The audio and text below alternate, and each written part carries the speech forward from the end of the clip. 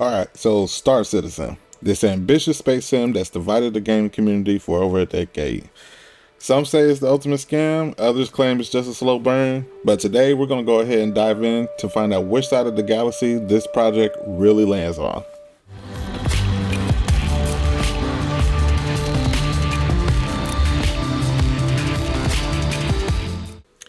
Hey, and welcome back to the channel. So today we're taking on a question that's been swirling around for years. Is Star Citizen the ultimate gaming scam, or is it just an insanely ambitious project that needs time to reach its potential?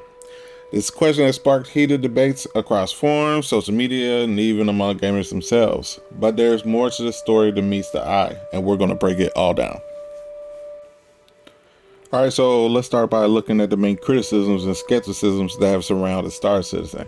When we talk about Star Citizen, we're talking about a project that's been in development since 2012, raising over $600 million in funding from crowdfunding alone, a record-breaking sum for any game project. But with such a massive budget and an extended development time, many in the gaming community are asking, why isn't this game done yet? And it's a fair question. One common criticism is that Star Citizen is just a pipe dream, something that's been promised but may never actually deliver the full experience that all the players in the community expect. Some even say it's a scam. Given the years of ongoing development and the lack of a definitive release date, others point to the constant sale of ships and in-game assets which have brought in millions but are for a game that still feels unfinished to many. Is this endless funding model a red flag, or is it just the cost of creating a game at this level of complexity? Alright, since we understand the challenges, let's dive into the game's history and the funding model that's kept it alive for over a decade. Star Citizen was announced in 2012 by Cloud Imperial Games, or CIG, and its founder Chris Roberts. And if you know who Chris Roberts is, he was the one who created the Wing Commander series back in the 90s. The pitch was simple but ambitious. Create the ultimate space sim, a universe where players could fly ships, explore planets, trade goods, and engage in space epic battles. To fund the project, Roberts launched a crowdfunding campaign with an initial goal of $2 million. But the game caught fire, pulling in a staggering amount of money as backers flooded in, eager to see this dream become a reality. Now, let's fast forward to today, and Star Citizen has raised over $600 million, and we're still counting. We're not even at the end of the year yet, with IE coming up really soon, with funding largely coming from backers, buying in-game ships, and assets. For perspective, that's more than what some AAA games have as their total development budget. But this funding model is a double-edged sword.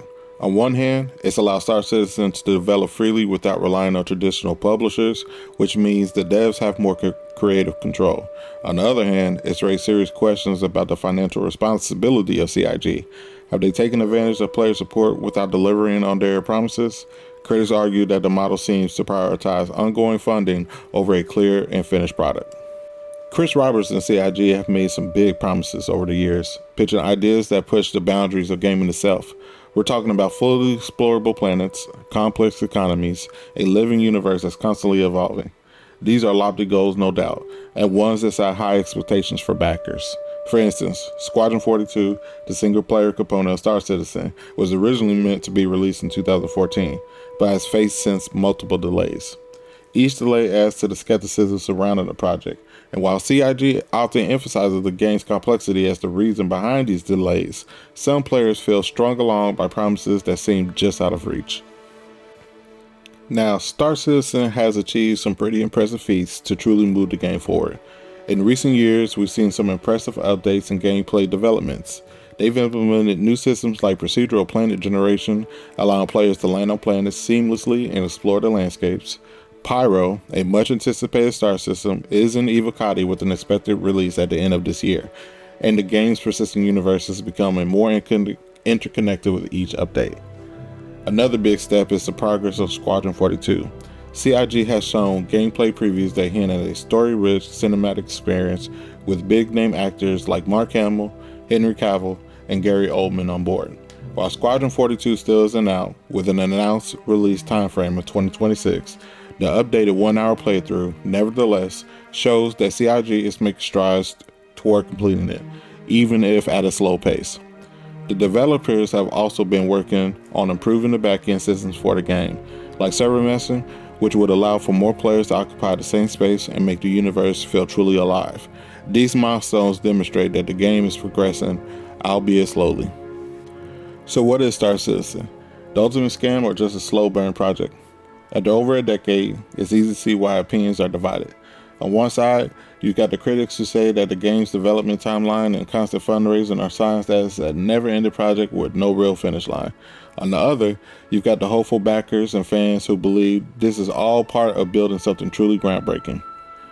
In the end, only time will tell if Star Citizen can meet its lofty goals and deliver the full experience that players have been waiting for.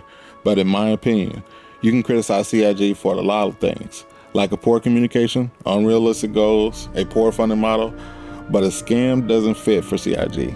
They have some fantastic devs and workers at CIG who want just as badly for Star Citizen and Squadron 42 to be the game we've all dreamed of, and sometimes I believe they lead with their heart more than they lead with their heads. But then again, maybe without that dreamer's mentality, we would never get the immersive game that we do have today. But what do you think? Are you in the scam camp, or do you think this is a legitimate project that just needs more time? Let me know in the comments below. And if you enjoyed this deep dive, don't forget to hit the like button and subscribe for more content. But before we wrap things up, I want to extend a special invitation to all of you out there, whether you're a new player, just getting started, or a veteran citizen with years under your belt. Legion 214 is recruiting. We're an active, friendly organization focused on teamwork, exploration, combat, and making a name for ourselves in the verse. As a retired vet, I founded Legion 214 to build a community where we can all enjoy the best Star Citizen has to offer, working together to take on everything the game throws our way, whether it's building massive space stations or defending our territory from hostile forces. So if you're looking for a dedicated group that values cooperation and having a blast in the game, come join us in Legion 214. Let's conquer the stars together. Click the link in the description to learn more and a list today. See you in the verse, and thanks for watching.